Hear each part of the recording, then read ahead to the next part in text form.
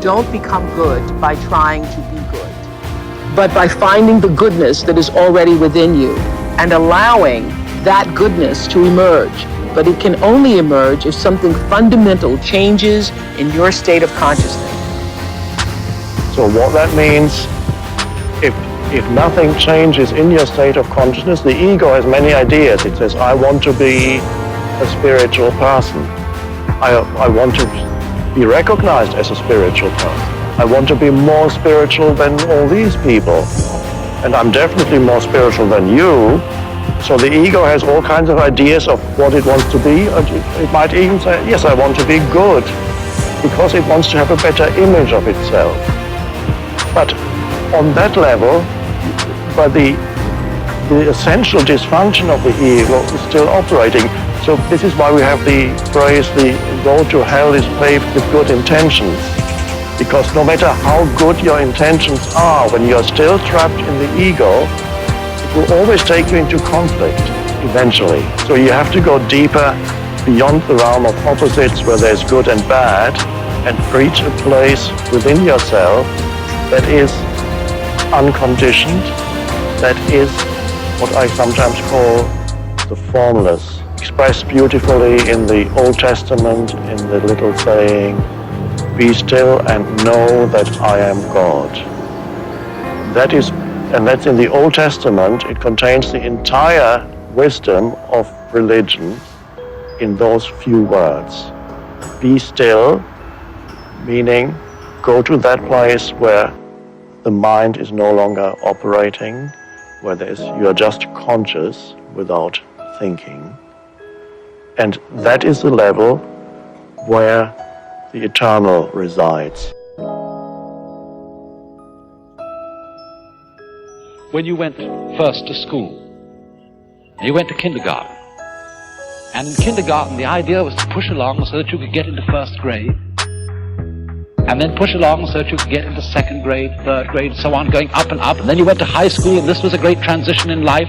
And now the pressure is being put on. You must get ahead. You must go up the grades and finally be good enough to get to college.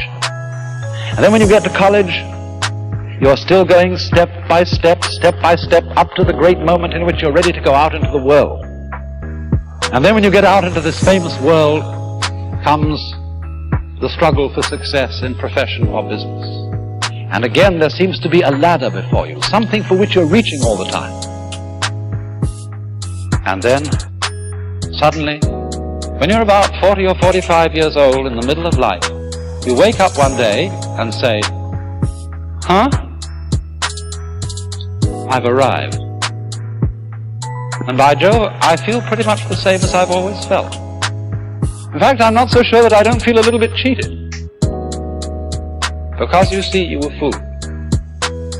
You were always living for somewhere where you aren't. We spend a big hunk of our lives believing that the way that we become, quote, successful, happy, fulfilled, self-actualized, whatever it might be, is on the basis of what I accomplish, what my resume looks like, how many promotions I get. And so we send our children off to school and we ask them to learn to identify themselves on how much they get and what they accomplish. Your grades become more important than what it is that you are studying. What you own, what clothes you wear, what labels you have, and so on. And we become obsessed with this kind of absurdity. And this is the false self at work.